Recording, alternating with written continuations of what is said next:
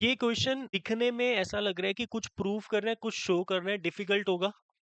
बहुत easy question है। सबसे पहले तो क्वेश्चन इंपॉर्टेंट है बेटा, और क्वेश्चन में मुझे बोलता है शो, मुझे ये वाली चीज शो करनी है, जिसमें मेरे को बोलता है show that the sum of AP. Basically ये क्या है, मेरा सम ऑफ एपी है, तो किसके इक्वल आ रहा है, A plus C B plus C minus two A upon two into B minus A. ये मेरा सम ऑफ एपी है, जिसकी फर्स्ट टर्म कितनी है, ए है, सेकेंड टर्म बी है। अच्छा, सेकेंड टर्म बी दी है ना, तो इसकी हेल्प से मैं क्या निकाल सकता हूँ, कॉमन डिफरेंस निकाल सकता हूँ, which is B minus a. और देखो बी माइनस ए नीचे भी है। ओके, ये चीज सोचनी बहुत जरूरी है। जो बच्चा जो प्रूव करना है उसको देखकर क्वेश्चन करता है ना बेटा, समझ लो वो धीरे धीरे सक्सेस की तरफ को जा रहा है। साथ में मेरे को लास्ट टर्म दी हुई है विच इज इक्वल टू सी। अच्छा, मुझे अगर सम निकालना है और लास्ट टर्म दी हुई है, तो सम का मैं कौन सा फॉर्मूला यूज करूंगा, S N is equal to N by two into A plus L. Sum का ये फॉर्मूला होगा, जिसमें एन की जगह क्या लिखूंगा, एन तो दिया ही नहीं हुआ, तीन टर्म्स नहीं है, पहली टर्म, दूसरी टर्म और लास्ट टर्म है वो, और लास्ट टर्म मतलब थर्ड टर्म नहीं है, तो मुझे टोटल टर्म्स नहीं दी हुई इसने। अब टोटल टर्म्स के लिए हम क्या करते हैं, हम लास्ट टर्म वाला ए एन का फॉर्मूला यूज करते हैं, और ए एन का फॉर्मूला क्या होता है, A N is equal to A plus N minus one into D. इसमें ए एन मतलब लास्ट टर्म कितनी है, सी, फर्स्ट टर्म मेरी ए है, एन मुझे निकालना है, और डी की वैल्यू अभी निकाली थी बी माइनस ए। इसको इधर माइनस कर दो, C minus A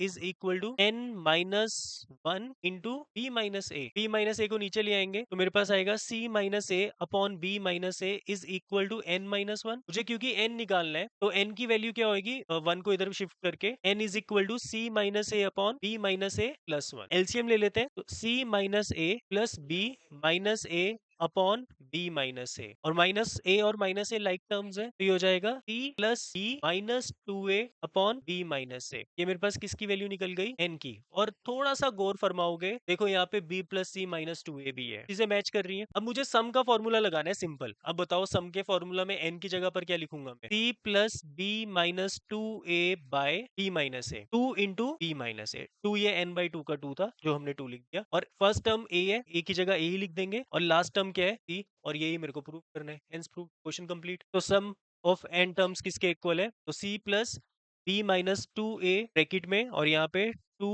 B minus a, और यहाँ पे ए प्लस सी।